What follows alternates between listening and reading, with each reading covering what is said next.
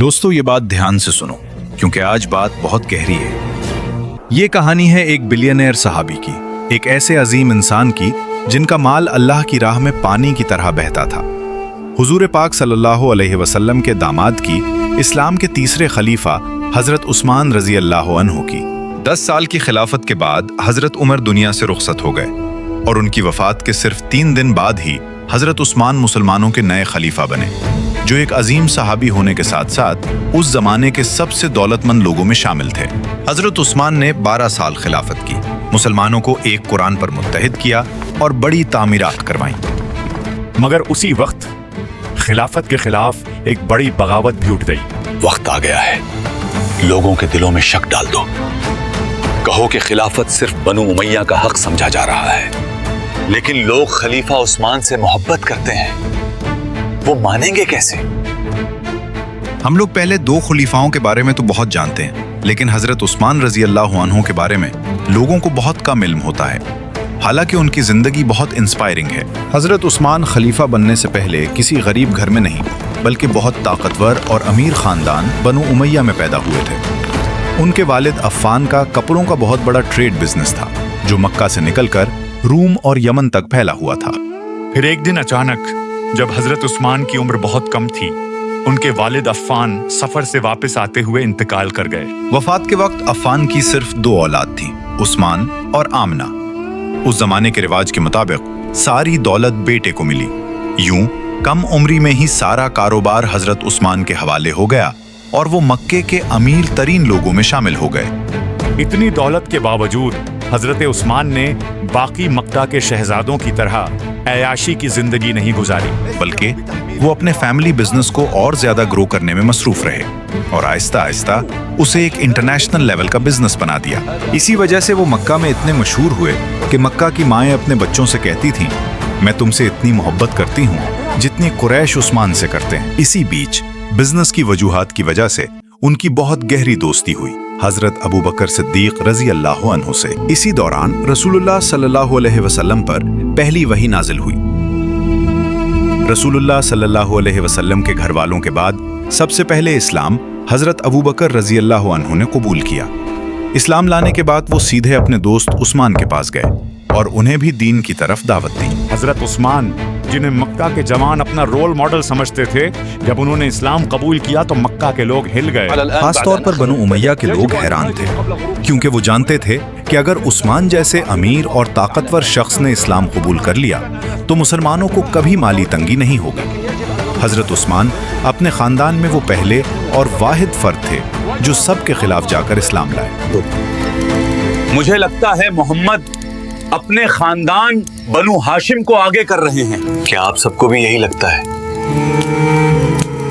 اسی وقت حضور پاک صلی اللہ علیہ وسلم پر سورہ مسد نازل ہوئی، جس میں صرف ابو لہب، جو رسول اللہ صلی اللہ علیہ وسلم کے چچا تھے، اور اس کی بیوی کے لیے سخت الفاظ نازل ہوئے۔ اس سے سب کو سمجھ آ گیا کہ اسلام کسی خاندان کا پروجیکٹ نہیں بلکہ پوری دنیا کے لیے بھیجا گیا دین ہے۔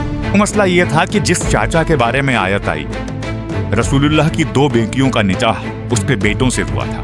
جس وقت ابو لہب اور اس کی بیوی کو یہ بات معلوم ہوئی تو وہ بہت غصے میں آئے اور انہوں نے اپنے دونوں بیٹوں کو حکم دیا کہ رسول اللہ صلی اللہ علیہ وسلم کی بیٹیوں کو طلاق دے دیں۔ حضرت عثمان نے جب دیکھا کہ رسول اللہ صلی اللہ علیہ وسلم کو تکلیف دینے کے لیے ان کی بیٹیوں کو طلاق دی جا رہی ہے تو فوراً حضرت رقیہ کا ہاتھ مانگ کر آپ صلی اللہ علیہ وسلم کے بہت قریب ہو گئے۔ بنو امیہ کے لیے یہ اور زیادہ شرمندگی کا سبب بنا اور انہوں نے حضرت عثمان پر ظلم شروع کر دیے۔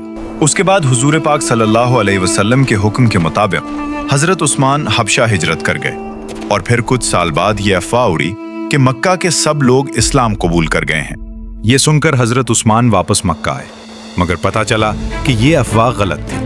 واپس حبشہ جانے کے بجائے اب رسول اللہ صلی اللہ علیہ وسلم نے مسلمانوں کو مدینہ ہجرت کا حکم دیا۔ مدینہ تو پینے کا پانی بھی مشکل تھا، تو رسول اللہ صلی اللہ علیہ وسلم نے فرمایا، جو بیر روما خرید کر مسلمانوں کے لیے وقف کرے گا اس کے لیے جنت ہے، اور یہ سعادت صرف حضرت عثمان کو نصیب ہوئی۔ اس کے بعد جنگ بدر کا واقعہ ہوا۔ حضور پاک صلی اللہ علیہ وسلم 313 مسلمانوں کے ساتھ جنگ کے لیے نکل گئے اور حضرت رقیہ بیمار تھیں، اس لیے حضرت عثمان نہیں جا سکے۔ हजरत रुकिया की वफात के बाद रसूलुल्लाह सल्लल्लाहु अलैहि वसल्लम ने अपनी दूसरी बेटी उम्मे कुलसूम का निकाह हजरत उस्मान से कर दिया और यूं वो जुल्नूरैन कहलाए, यानी दो नूरों वाले। बद्र के अलावा हर बड़ी जंग उहुद, खंदक में हजरत उस्मान शामिल रहे। और फिर आया सबसे अहम वाकया। जब मुसलमान उम्रा के लिए मक्का गए तो रसूलुल्लाह सल्लल्लाहु अलैहि वसल्लम ने अबू सुफियान से बात करने के लिए पहले हजरत उमर रजी अल्लाह अन्हु को भेजना चाहा। हजरत उमर रजी अल्लाह अन्हु ने अर्ज किया कि मेरा खानदान मक्का में ताकतवर नहीं, मेरी हिफाजत मुश्किल होगी, आप हजरत उस्मान रजी अल्लाह अन्हु को भेजें। रसूलुल्लाह सल्लल्लाहु अलैहि वसल्लम ने हजरत उस्मान रजी अल्लाह अन्हु को भेजा। मक्के वालों ने कोशिश की कि वो पहले तवाफ करके चले जाएं, मगर हजरत उस्मान रजी अल्लाह अन्हु ने कहा, मैं रसूलुल्लाह सल्लल्लाहु अलैहि वसल्लम से पहले कभी तवाफ नहीं करूंगा। मक्का वालों ने जानबूझकर मामला टाल दिया और कैंप में अफवाह फैल गई कि हजरत उस्मान शहीद हो गए हैं, जिस पर रसूलुल्लाह ने दरख्त के नीचे मुसलमानों से बैत ली कि वे उस्मान का बदला आखिरी खून की बूंद तक लेंगे। उस बैत को बैतुर रिदवान कहते हैं, कुरान में इसका जिक्र भी है। उस वक्त हजरत उस्मान मौजूद नहीं थे तो रसूलुल्लाह सल्लल्लाहु अलैहि वसल्लम ने उनकी तरफ से अपना हाथ रखा। ये जंग कभी हुई नहीं क्योंकि अफवाह झूठी थी। उस्मान रजी अल्लाह अन्हु वापस सलामत आ गए। बाद में हजरत उमर के दौर में लोग इस दरख्त को ज़ियारत की जगह समझने लगे। हजरत उमर ने उसे पसंद न किया और हुक्म दिया कि दरख्त काट दिया जाए ताकि दीन में नए रिवाज और बिदात न डाले जाएं। रसूलुल्लाह सल्लल्लाहु अलैहि वसल्लम ने एक बार मदीना से बाहर जाते वक्त शहर का अमीर हजरत उस्मान रजी अल्लाह अन्हु को बनाया। हर बड़ी जंग, खैबर, फतह मक्का, हुनैन में हजरत उस्मान रजी अल्लाह अन्हु साथ रहे। फिर वो जंग आई जिसने हजरत उस्मान को हमेशा के लिए यादगार बना दिया, जंगे तबूक। रोमन एम्पायर जैसी सुपर पावर से टक्कर लेना आसान नहीं था। रसूलुल्लाह सल्लल्लाहु अलैहि वसल्लम ने अपील की कि हर शख्स जितना हो सके फौज के लिए कंट्रीब्यूट करे। अबू बकर ने सब कुछ दे दिया, उमर ने आधा, खवातीन ने अपने जेवर तक दे दिए, यहाँ तक कि एक गरीब सहाबी खजूरें लाकर दे गए। मगर सबसे बड़ी फंडिंग सिर्फ एक ही सहाबी ने दी, हजरत उस्मान। उन्होंने 1000 ऊंट, 70 घोड़े, 10,000 सोने के सिक्के और 70,000 चांदी के सिक्के फौज के लिए अतिया कर दिए। आज के हिसाब से ये रकम अरबों में बनती है। रसूलुल्लाह अलैहिस्सलाम ने फरमाया, आज के बाद उस्मान जो भी करें उन्हें कोई नुकसान नहीं पहुंचेगा। बाद में जब राशन कम हुआ तो हजरत उस्मान रजी अल्लाह अन्हु ने फिर से पूरा काफिला भेज दिया। रसूलुल्लाह सल्लल्लाहु अलैहि वसल्लम ने उन्हें देखकर दुआ की, ऐ अल्लाह, मैं उस्मान से राजी हूँ, तू भी उस्मान से राजी हो जा। जैसा कि मैंने आपको अपनी पिछली वीडियो में बताया था कि जंग का सामना नहीं हुआ था क्योंकि रोमन फौज पहले ही भाग चुकी थी। इसके बावजूद हजरत उस्मान रजी अल्लाह अन्हु ने अपनी सारी मदद वापस नहीं ली, बल्कि सब कुछ मदीना की रियासत को ही दे दिया। रसूलुल्लाह सल्लल्लाहु अलैहि वसल्लम अपनी वफात तक उनसे खुश रहे।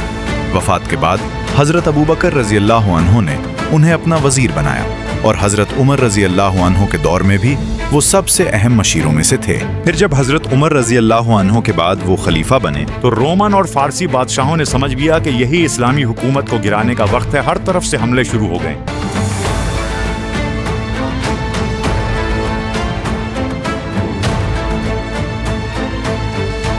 और अब हजरत उस्मान रजी अल्लाह अन्हु को ये साबित करना था कि वो हजरत उमर रजी अल्लाह अन्हु जैसी ताकतवर खिलाफत का दिफा कर सकते हैं या नहीं। अगली वीडियो का इंतजार करें, तब तक मुझे दें इजाजत। प्लीज सब्सक्राइब करना ना भूलिएगा।